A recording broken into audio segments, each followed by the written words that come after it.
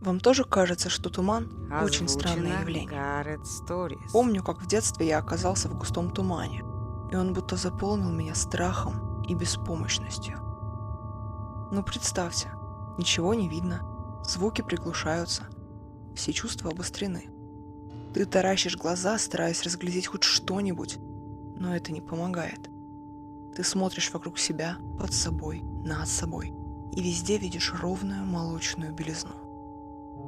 Стараешься услышать, но слышишь только шорохи непонятного происхождения, которые пугают все сильнее. Волосы на теле встают дыбом, и тело ждет любого прикосновения к нему, чтобы тут же среагировать и дать отпор.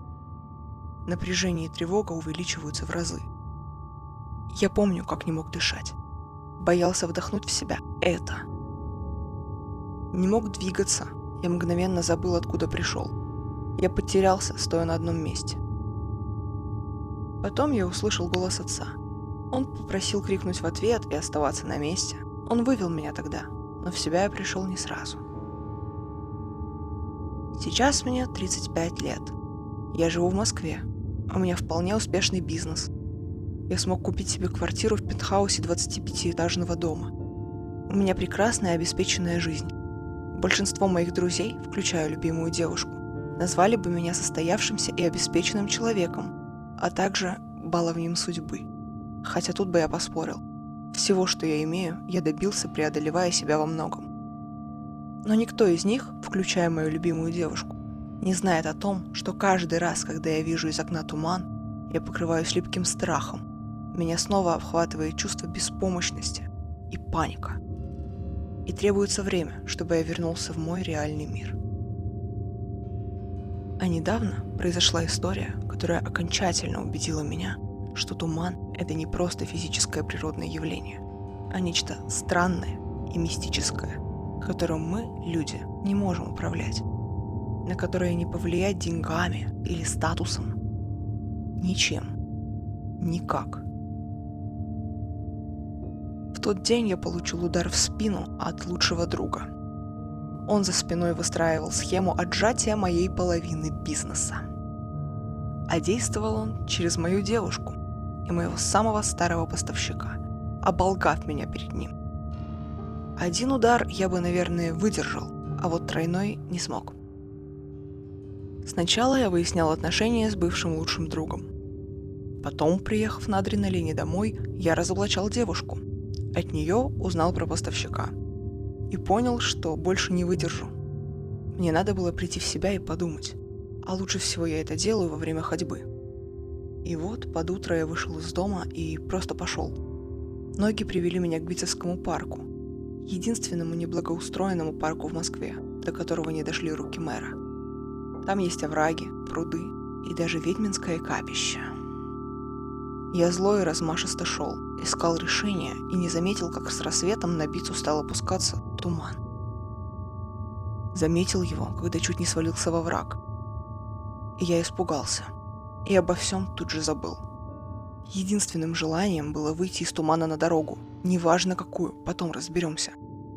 Звуки затихли. Я шел и слышал свое дыхание, и как бьется мое сердце. Туман сгущался, меня охватила паника. И я побежал. Я 2-3 раза упал, когда заметил вдруг, что в одной стороне туман начинает редеть. Я побежал в ту сторону. Звуки обрушились на меня внезапно. Я даже встал, будто оглушенный. Потом, сквозь пение пробуждающихся птиц, я услышал звуки проезжающих машин и пошел в их сторону. Довольно скоро я с облегчением вышел на дорогу. Машин было мало, но это и нормально для 4 часов утра. Меня удивило, что когда я пытался поймать авто, машины не останавливались, а ускорялись. Это что же произошло с московскими таксистами, что они отказываются от левого заработка? Думал я. Наконец остановился старенький «Жигуль». За рулем сидел дедок. Я, промозгший от рассветного холода, быстро сел в теплую машину. «Спасибо огромное!»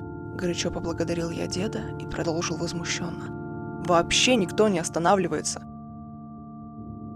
Дед покосился на меня. Так это понятно, милый. Утром, да из леса, человек. Тут никто не остановится. Каждый жить хочет. Странный дед, подумал я. А вы тогда почему остановились? Так машина у меня, прости господи, не жалко ее. Да и себя защитить сумею. И свободной рукой он приподнял палку около своей двери. Это было ружье. И тут я прифигел. А дед продолжил. Тебе куда, милок? Я осторожно назвал адрес. Дед нахмурился. Не знаю такого. А где же ты? Я назвал район. Потом добавил, что в Москве. Дед нахмурился сильнее и резко затормозил. Черт, хорошо, что никто сзади нас не ехал. Шутишь, над старым человеком насмехаешься. Какая Москва? Куда везти, говорю? И не смей шутить. Он взялся за ружье. «В смысле, какая Москва?» – пролепетал я, переставая понимать, что происходит. «А где же мы, по-вашему?» Красноярске? Вернее, за 10 километров от него. Дед посмотрел на меня и понимающе хмыкнул. Ну ясно. Приехал к кому-то и перепил вчера, небось. «Да нет же! Я вчера ночью зашел в Бийцевский парк, в Москве. Да что здесь происходит?» Паника снова начала охватывать меня. Дед прищурился, посмотрел на меня, сканируя, почище детектора лжи. Ну ясно. Туман был? «Был», — растерялся я. «А откуда...» Потеряшка, значит, хмыкнул дед, завел машину. Знаю, куда тебя везти. Он посмотрел на меня. Я, видимо, сидел с совершенно обалдевшим видом. Не боись, вернем тебя в твою Москву. Быстрее самолета. Дед расхохотался. Объяснять ничего не буду. Не мое это дело. Дед привез меня в какую-то деревню.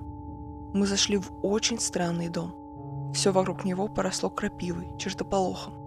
Да и сам он был какой-то темный и покосившийся, как сарай. Внутри, на удивление, было светло.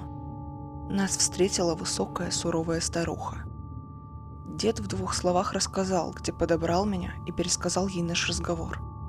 Старуха кивнула и отправила деда домой. Потом повернулась ко мне. Садись, есть время попить чаю. Потом отправлю домой. «В смысле отправлю домой?» – пробормотал я. Старуха молча заканчивала приготовление к чаепитию. А ты не знал, что Туман проводник? Сказала она, наливая чай. Я помотал головой. Туман на рассвете съедает пространство. Проще говоря, заходишь в одном городе, выходишь в другом. А можешь и в другом столетии выйти. «Так не бывает», – обронил я. Бывает.